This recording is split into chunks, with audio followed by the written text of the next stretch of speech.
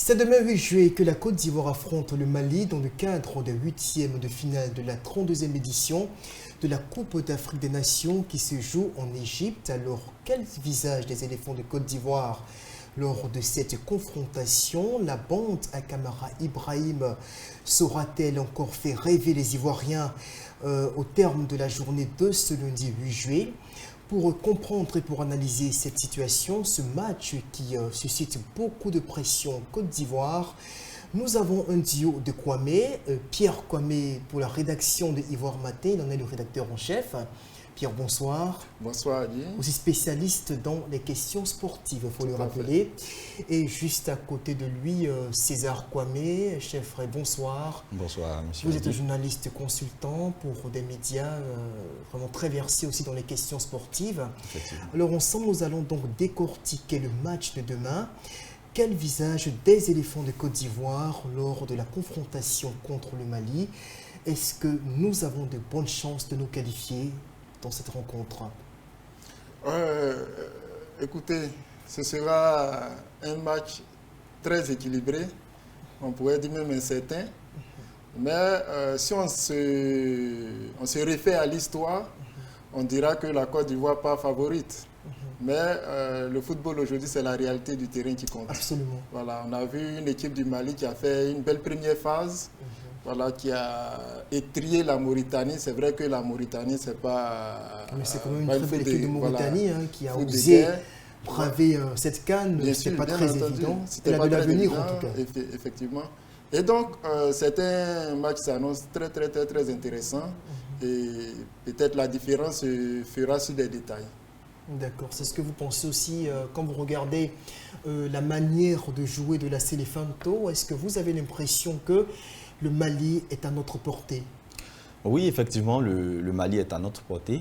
Il reste maintenant à ce que l'entraîneur puisse revoir certains changements dans ce milieu parce que jusqu'à là, c'est le milieu de la Côte d'Ivoire qui est le problème. Alors, il faut mettre des milieux qui vont aller chercher le ballon, aller à côté de la défense pour récupérer le ballon et aussi distribuer le ballon. Parce que jusqu'à là, on n'a pas de véritable distributeur comme le faisait Yaya Touré, qui était un as du foot, qui était capable de donner le ballon à tous les attaquants. Maintenant, c'est un peu difficile. Mais je crois que nous sommes, je dirais, à un match où on sort aussitôt qu'on a perdu. Ça passe où ça casse, hein, voilà, donc l'entraîneur a tout pour placer des joueurs. On a vu Seré Jean-Michel qui était un peu nonchalant dans ses remises et puis aussi qui n'était pas trop dans le jeu. Il faut revoir cela. Il faut trouver des joueurs qui sont capables de mouiller le maillot. Et aussi, il faut utiliser la vitesse et la technique des joueurs qui sont dans les couloirs. Voilà. D'accord. Alors, Pierre Kwame, il y a quand même ce détail-là qu'il faut relever avant d'en arriver justement au défaut de l'équipe. C'est vrai que tout à l'heure, César en a parlé, mais il y a aussi le facteur atout.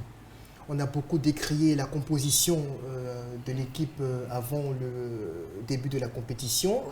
Et on a l'impression que, enfin pour certains, que Kamara Ibrahim n'a pas forcément eu le nez creux dans la sélection de ses hommes, de son commando. Quels sont les atouts que nous avons sur le plan technique et tactique pour aller braver n'importe quelle formation devant nous dans cette compétition? Nous avons l'équipe qu'il faut, nous avons de belles individualités dans l'équipe. Ce ne sont pas les hommes qui manquent. Peut-être ce qu'on peut déplorer un peu, ce qui peut faire un peu la faiblesse de notre équipe, c'est l'absence d'Eric Bailly, qui était devenu un peu comme le pilier de la défense. Mais bon, et donc, voilà. Sa saison n'a pas été très bonne. Oui, mais il a connu beaucoup de déboires. Effectivement, beaucoup de blessures et tout ça. Donc, c'est là un peu la petite inquiétude. Sinon, que ce soit en défense, sur les ailes, dans le milieu, en attaque, nous avons les hommes qu'il faut. Est-ce qu'on ne pêche pas un peu plus au niveau de l'expérience? Non, on a des hommes expérimentés. Lorsqu'on prend Serge Aurier, Sérédier, Bonnie Wilfried. Bonnie Wilfried qui n'est pas au meilleur de sa forme aussi. Oui, mais bon, qui a l'expérience. Bobo aussi qui a, je crois, sa sa troisième CAN, qui a déjà sa troisième CAN. Pépé qui a sa deuxième CAN. Zaha également. Donc, on a quand même de l'expérience par rapport à cette équipe du Mali qui a une moyenne d'âge de, je crois, 25 ou 26 ans. Beaucoup jeunes. Voilà, ils sont très jeunes. C'est en même temps une force et en même temps une faiblesse. Une force parce que voilà, ce sont des joueurs qui ont la fougue, qui vont aller au combat directement et qui vont jouer sans vélocité, qui vont jouer vraiment libérés, sans soucier. Voilà, contrairement à notre équipe qui est beaucoup plus expérimentée, qui va peut-être calculer, essayer de voir quand est-ce qu'il faut attaquer, quand est-ce qu'il faut reculer. Mais dans tous les cas, on verra, tout dépendra du système que l'entraîneur mettra en place et l'animation dans le jeu. Oui, justement, est-ce qu'on n'est pas un peu lourd dans le déroulement du jeu? Là, on a l'impression que ça marche un peu. Là, tout à l'heure, vous étiez en train de relever les faiblesses au niveau du secteur médian. Et justement, est-ce que c'est pas un peu trop lourd dans les transmissions de balles, dans les passes vers l'attaque et tout ça? Qu'est-ce qui ne va pas? Qu'est-ce qu'il faut faire justement pour fluidifier un peu plus le jeu de l'équipe au niveau des couloirs? Ouais, effectivement, il faut dire que la Côte d'Ivoire souffre un peu de son nom, voilà, de sa renommée. Parce que dans le passé, nous avions une équipe qui était vraiment la méga favorite. Mais maintenant, il n'y a plus... Ça dépend de quel passé. Hein. Avec, la fourchette peut-être avec la génération Didier Drogba. Oui, effectivement, avec Didier Drogba, voilà. Des personnes qui étaient capables de changer le match voilà, mais maintenant... Il y avait de grosses individualités quand même à ce moment. Maintenant, c'est un peu difficile. Et quand on sait que le peuple ivoirien aussi est beaucoup, voilà, exigeant, on se demande parfois est-ce que cela ne pèse pas un peu sur les épaules de certains milieux. Je disais tantôt, Seri Jean Michael, je n'ai rien contre lui, mais cette saison, il est un peu nonchalant. Et on n'arrive pas à recevoir le ballon voilà, comme il se doit. Les passes entre les milieux et les attaquants ne sont pas des passes soignées. Et aussi, les attaquants devant ne se donnent pas assez de motivation. Si vous avez suivi hier le match... Ils reçoivent aussi beaucoup de ballons. On a vu lors de la confrontation contre le Maroc, Kodja était pratiquement stérile. Oui. Outre la première occasion qu'il a eue, enfin, il n'a pas manqué en tant que tel. C'est vrai qu'il y a eu ce sauvetage-là de toute dernière seconde. Mais là, est-ce que Kodja, Zaha, enfin, je vais dire surtout Kodja, et peut-être Boni, à un degré moindre, est-ce qu'ils reçoivent justement les balles qui peuvent leur permettre de montrer ce qu'ils savent faire? Non, c'est ça le problème. Parce que les balles n'arrivent pas aux attaquants comme ils se doivent. Voilà, et puis, je crois qu'il serait mieux de positionner peut-être Boni Wilfried. C'est vrai, on le disait tantôt, il n'a pas joué assez cette saison, il n'a pas fait une bonne saison. Mais Boni Wilfried, c'est quelqu'un qui est fougueux, c'est quelqu'un qui sait comment manipuler le ballon. Et je crois qu'il est habitué. Il n'est peut-être pas très adroit aussi devant le but. Oui, c'est le manque de compétition. Il faut dire que voilà, le manque de compétition entraîne le manque de confiance. Donc, pour quelqu'un qui est habitué à marquer, vous voyez Pépé face au but, c'est sûr qu'il va marquer. Parce que voilà, durant la saison, il est habitué à marquer, donc il y a la confiance qui est là. Mais même aujourd'hui, Pépé, la confiance aussi a pris un coup, puisque ça fait 2 matchs, je crois, il n'a pas encore marqué. Donc là, il commence à perdre un peu en confiance. Mais Boni, comme on le dit, comme il le disait, Boni c'est quelqu'un qui est très expérimenté. Et avec sa corpulence, il a une bonne corpulence, il est aussi très technique. Effectivement. Voilà. Donc s'il y a quelqu'un, tout ça, ça se travaille à l'entraînement et c'est l'entraîneur qui doit capitaliser tout cela. Vous voyez un joueur comme Boni qui excelle dans les déviations. Bon, tu as un joueur qui excelle dans les déviations, comment composer avec lui? Avec quel joueur composer avec lui pour être beaucoup plus efficace? Même s'il n'a pas la performance souhaitée, mais il a quand même les fondamentaux qui sont là. Il a quand même des restes, de beaux restes, donc qu'il faut exploiter. Donc tout reviendra à l'entraîneur. C'est-à-dire, comme je le disais, le match va se jouer sur les détails, mais ce qui va faire la différence au niveau de la Côte d'Ivoire, c'est la science de l'entraîneur. C'est cette science qu'il va mettre à la disposition de l'équipe. On a les hommes qu'il faut, on a l'expérience qu'il faut, on a la renommée qu'il faut et on a l'histoire avec nous. Parce que c'est un match de football, il y a le volet psychologique. Absolument. Donc psychologiquement, nous avons une ascendance sur le Mali. C'est vrai qu'elle reviendra en revanchade, mais c'est comme la Côte d'Ivoire qui joue contre le Brésil. Même si, voilà, ou contre la France, il y a toujours tout à fait. Voilà, cet aspect, ce facteur qui peut jouer psychologique, qui joue toujours. J'aimerais vraiment qu'on s'apesantisse un peu quelques instants sur le profil ou sur la carrure de l'entraîneur Kamara Ibrahim. Ses choix lors du match contre le Maroc ont été beaucoup critiqués, vous vous en souvenez. Il était pratiquement impuissant face au schéma déployé par Hervé Renard en face, dont il était le troisième adjoint, le deuxième adjoint en 2015, lors du sacre. Voilà, face à quelle équipe déjà en 2015? Face au Ghana. Alors, Kamara Ibrahim, qui semble être un bon théoricien, mais finalement dans le déroulement du jeu, dans l'appréhension des réalités du terrain sur le terrain, apparemment, il est quelque peu limité. Il ne trouve pas forcément les réponses appropriées aux circonstances avenantes.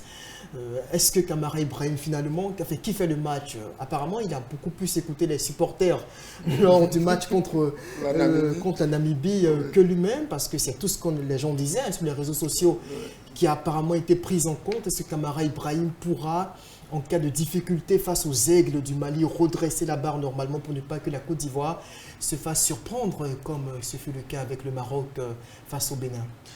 Effectivement, donc le problème de la Côte d'Ivoire avec Kamara, vraiment, c'est un problème qui est réel. Mais nous sommes déjà lancés dans la CAN, on ne peut plus revenir parler encore de Kamara. Mais je trouve que Kamara fait souvent des choix qui ne collent pas avec la réalité du jeu. On peut décider de mettre des milieux. Je reviens sur le match Côte d'Ivoire-Maroc, où Pépé était carrément à côté. Alors que le premier match contre l'Afrique du Sud, il a été excellent. Voilà. Et quand on voit que Pépé, ça ne va pas, il faut faire sortir Pépé parce que Pépé, il est jeune.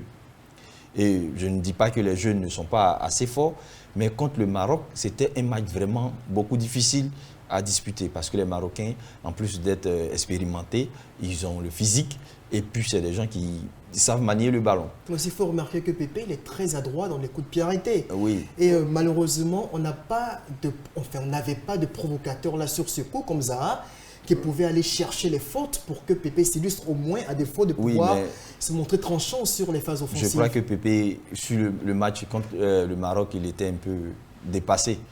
Quand vous regardez par exemple les corners, faites très attention aux corners de Pépé. Lorsqu'il tire, ça dépasse carrément tous les joueurs. Et ça tombe en dehors de la surface parfois. Pas dans le coup. Voilà.